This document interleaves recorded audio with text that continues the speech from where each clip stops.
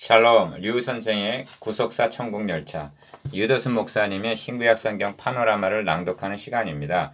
지금은 민수기 파노라마의 33장입니다. 애굽에서 모압까지 인도하신 하나님.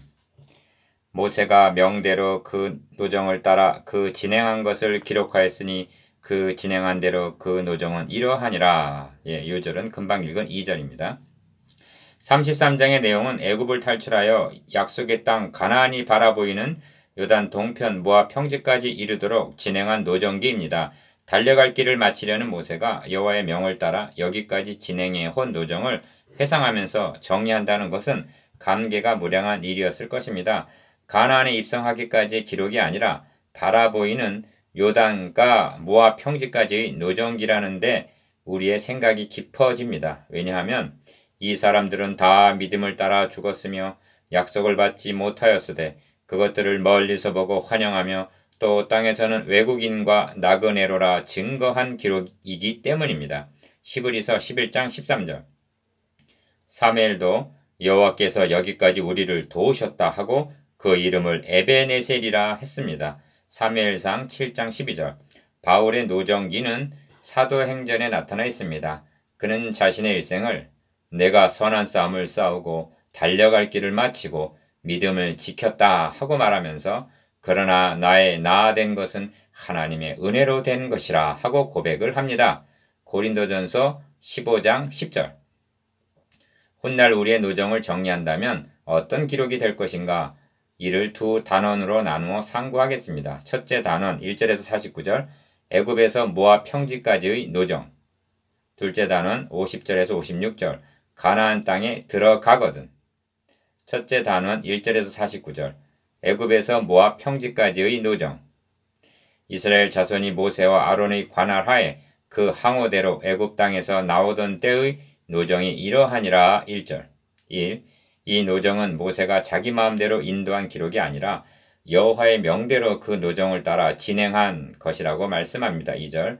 그리고 곧바로 노정을 말하고 있는 것이 아니라 그들이 정월 15일에 라암셋 고센 땅이죠. 에서 발행하였으니 곧 유월절 다음 날이라 하고 3절 상반절 출발점을 유월절에 두고 있음을 주목해야만 합니다. 이 점이 어째서 중요하냐 하면 이스라엘 댐의 뿌리가 유월절에 있기 때문입니다. 만일 유월절 어린 양의 피가 아니었다면 출애굽도 노정도 가나안도 없는 것이 됩니다. 그러므로 저들은 라암셋에서 발행한 것이 아니라 유월절에서 출발한 셈입니다. 2. 신약시대 이르러 이를 누구보다도 굳게 붙잡고 있는 사람은 사도 바울입니다. 그러므로 우리가 믿음으로 의롭다 하심을 얻었은즉 우리 주 예수 그리스도를 말미암아 하나님으로 더불어 화평을 누리자. 로마서 5장 1절라고 말합니다. 우리가 믿음으로 의롭다 하심을 얻었은즉 하나님으로 더불어 화평을 누리자 해도 되는 것입니다. 그런데 바울은 그 사이에 우리 주 예수 그리스도로 말미암아를 삽입하고 있는 것입니다. 왜냐하면 우리가 하나님과 화목할 수 있게 된 것이 우리 주 예수 그리스도로 말미암아 가능하여졌기 때문입니다. 이를 어찌 빼놓을 수가 있단 말인가? 이 말미암아가 끊어지거나 놓치게 되면 화목도 구원도 축복도 없습니다. 오직 진노와 심판만이 있을 뿐입니다. 그냥 예수가 아닙니다. 예수 그리스도입니다. 바울은 예수와 그리스도를 결코 떼어놓고 있지 아니합니다. 왜 그렇습니까? 예수가 구약에서 언약하신 그리스도이심을 증거하기 위해서입니다.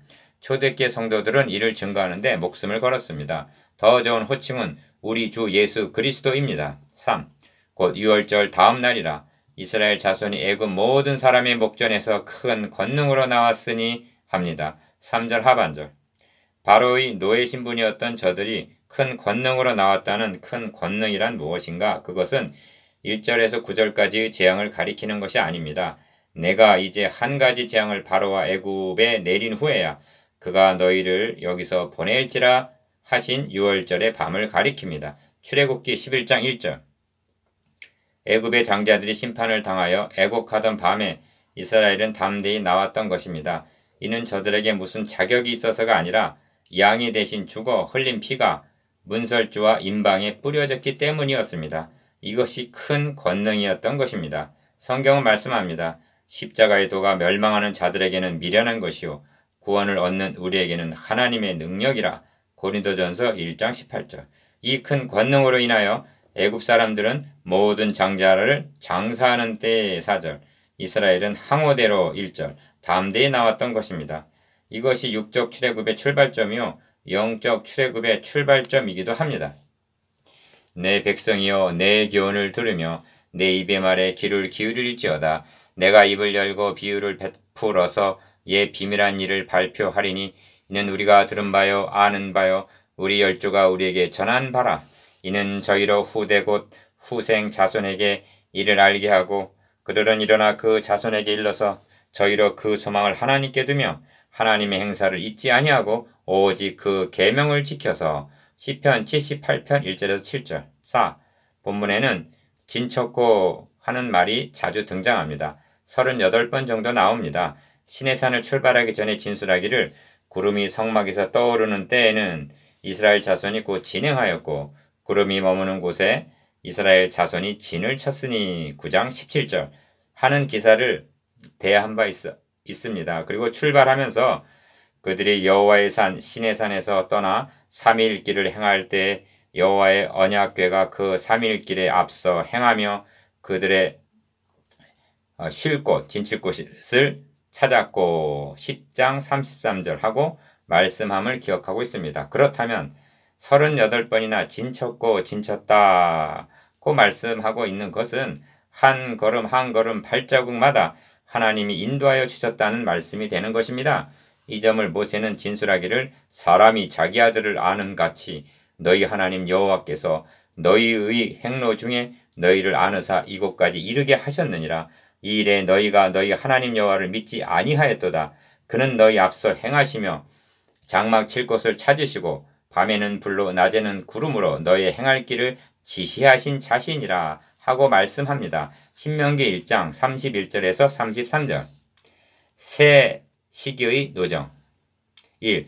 기록된 노정은 세 시기로 나누어집니다. 첫째 시기는 5절에서 15절까지인데 이스라엘 백성들이 거하던 고센 땅, 즉 라암셋에서 발행하여 시내 광야에 진쳤고 한 시내생까지입니다. 그 기간은 이스라엘 자손이 애굽 땅에서 나올 때부터 제3월 곧 그때 그들이 시내 광야에 이르니 출애굽기 19장 1절라고 한 대로 달수로는 3개월째요. 날수로는 한 달 반 정도가 소요되었을 것입니다. 이 기간의 여호와의 행사를 요약하면 6월절에서 홍해도화에서 만나에서 여기서 생수, 여기서 율법과 성막 식양을 주신 것입니다. 이는 십자가로 구속함을 받은 자들이 세례를 받고 생명의 양식을 먹으며 하나님의 백성답게 살아가게 율법 수여하심으로 성취가 된 것입니다. 2. 둘째 시기는 16절에서 36절까지인데 신의 광야에서 발행하여 16절, 신광야 곧 가데스에 진쳤고 36절라고 한 가데스까지입니다. 이 시기는 불신앙으로 말미암아 광야에서 방황한 기간으로 약 38년 정도 됩니다. 이 기간의 행사를 요약하면 10족장의 악평, 그 다음이 고라 일당의 반역, 그 다음이 모세와 아론의 불신앙, 그 다음이 아론과 1세대들의 죽음 등입니다. 3.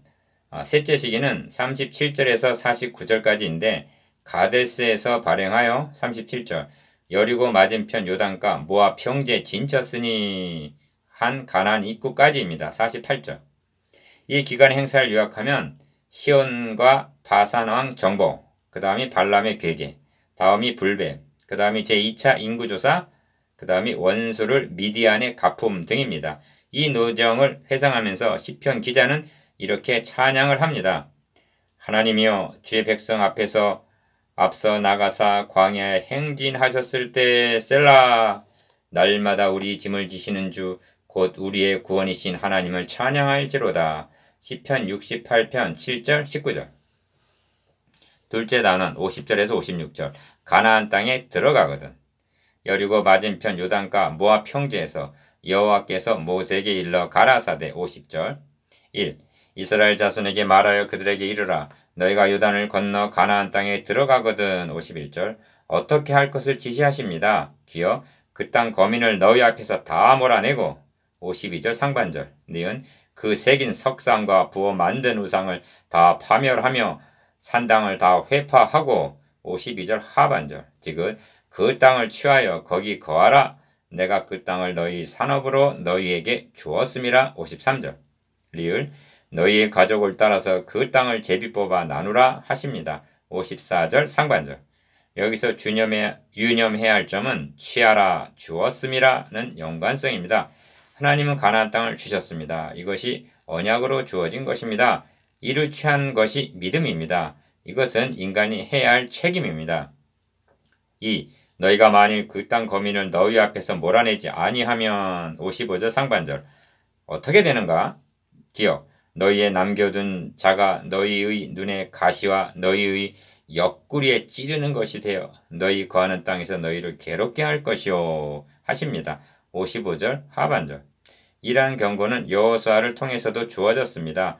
여호수아 23장 13절 사사시대가 어찌하여 그토록 암흑한 시대로 전락하고 말았는가? 사사기 1장에는 쫓아내지 못하였다는 말이 무려 8번이나 반복적으로 강조되어 있습니다. 쫓아내지 못한 것만이 아니라 그들을 부려먹기 위해서 다 쫓아내지 아니하였더라 합니다. 사사기 1장 28절 그 결과는 어찌 되었는가? 마침내 섞이게 되었고 통원하게 되었으며 그들의 우상을 섬기기에 이르렀던 것입니다. 사사기 3장 5절에서 6절 3. 하나님은 나는 그들 가나안 원주민에게 행하기로 생각한 것을 너희에게 행하리라 하고 경고하십니다. 56절 다시 말하면 죄악이 관영한 원주민을 쫓아내려 하심과 같이 너희를 쫓아내리라는 것입니다. 하나님은 홍수의 위험이 없는 곳에 댐을 건설하시지는 않으십니다. 이렇게 경고하심은 그럴 위험이 있었기 때문입니다. 그리고 이 경고는 이스라엘 백성들이 아수르와 바벨론의 추방을 당함으로 역사적으로 그대로 닥치고야 말았던 것입니다. 4. 너희가 만일 그 땅 거민을 너희 앞에서 몰아내지 아니하면 55절 상반절라고 하신 경고가 현대교회는 어떻게 적용이 되는가? 두 가지 방면으로 적용이 된다 하겠습니다. 첫째는 성별입니다. 교회의 성별됨을 지켜야 하고 개인의 성화로 적용이 됩니다. 주님은 소금이 만일 그 맛을 잃으면 무엇으로 짜게 하리요? 호에는 아무 쓸데없이 다만 밖에 버리워 사람에게 밟힐 것이니라 하고 경고하십니다. 마태복음 5장 13절 둘째는 복음으로 정복하는 일입니다. 바울은 복음 전파를 하나님 앞에서 견고한 진을 파하는 강력이라고 말씀합니다. 고린도후서 10장 14절 바울은 예루살렘으로부터 두루 행하여 일루리곤까지 그리스도의 복음을 편만하게 전하였다. 로마서 15장 19절 다시 말하면 정복했다고 말씀합니다. 5. 애굽 땅에서 나오던 때의 노정이 이러하니라 하고 시작된 본장은 1절이죠. 이스라엘 백성들만의 이야기가 아닙니다. 하나님은 신약 교회도 인도하셨으며 또한 성도 개개인에게도 인도하신 노정기가 있는 것입니다. 그러므로 본장은 광야 같은 세상을 살아가고 있는 우리들에게 많은 위로와 격려가 됩니다. 이 점을 시편 23편을 통해서 생각해 볼 수가 있습니다. 여호와는 나의 목자시니 내가 부족함이 없으리로다. 그가 나를 푸른 초장에 누우시며 쉴만한 물가로 인도하시는도다. 푸른 초장 쉴만한 물가로 시작된 시는 내가 사망의 음침한 골짜기로 다닐지라도 해를 두려워하지 않을 것은 주께서 나와 함께 하심이라. 주의 지팡이와 막대기가 나를 안위하시나이다. 사망의 음침한 골짜기를 통과하기도 하나 나의 평생의 선하심과 인자하심이 정녕 나를 따르리니 내가 여호와의 집에 영원히 거하리로다. 목적지 여호와의 집에 이르러 영원히 거할 것을 확신하는 것으로 마치고 있습니다. 시편 기자는 시작하신 이가 또한 이루실 것을 확신하고 있습니다. 이 점이 자기 이름을 위하여라 한 데서 드러납니다. 3절 구원 계획에는 하나님의 거룩하신 명예가 걸려 있음을 믿기 때문입니다. 그러므로 내 영혼을 소생시키시고 자기 이름을 위하여 의의 길로 인도하시는 도다 하고 고백할 수가 있는 것입니다. 여러분, 그날에 주께서 내 원수의 목전에서 나에게 상을 베푸시고 기름으로 나의 머리에 바르셨으니 내 잔이 넘치나이다 하고 찬양하게 될 것입니다. 내 인생 여정 끝내요 강 건너 언덕 이를 때 하늘문 향해 말하리 예수 인도하셨네. 매일 발걸음마다 예수 인도하셨네. 나의 무거운 죄짐을 모두 벗고 하는 말 예수 인도하셨네. 아멘.